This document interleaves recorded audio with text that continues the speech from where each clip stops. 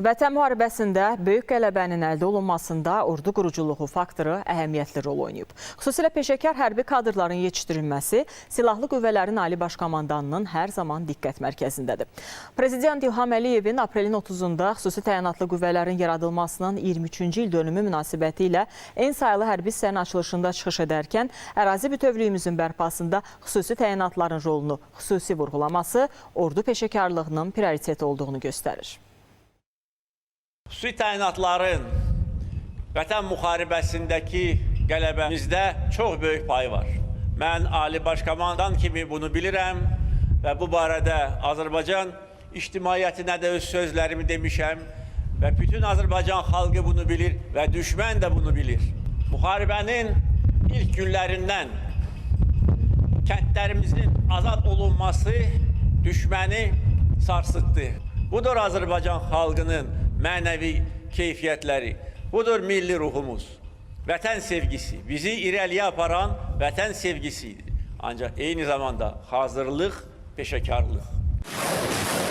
Xalqımızın öz torpaqlarına olan həsrətinin sona çatmasında rəşadətli ordunun əzimkarlığı vacib nüansdır. Xüsusi təyinatlı qüvvələrin müharibənin ilk günlərindən öndə olması, verilən tapşırıqları uğurla icra etməsi düşməni qəflətə saxladı. 1999-cu ildə ümumilli lider Heydər Əliyevin fərmanı ilə yaradılan xüsusi təyinatlı qüvvələrin formalaşmasında 1-ci Qarabağ müharibəsinin zabit və gizirləri fəal iştirak ediblər. 2-ci Qarabağ müharibəsində isə həmin peşəkarların yetirmələri müəllimlərinin yolunu uğurla davam etdirərək düşmənə sarsıdıcı zərbə indirdilər. Bizim bütün əsas həlledici əməliyyatlarımızda xüsusi təyinatlar ön sıradaydılar. Digər hərbi birləşmələrlə birlikdə şəhər kəndlərimizi azad edən xüsusi təyinatların rolunu mən xüsusilə vurğulamaq istəyirəm.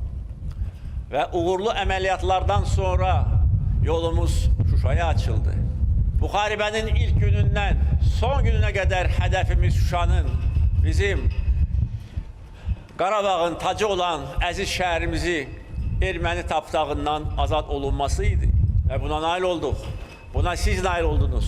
Xüsusi təyinatlar nail oldu.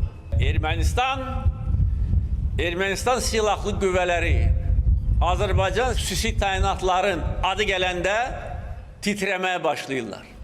Onların canlarında olan bu xof bugünə qədər çıxmayıb və çıxmayacaq.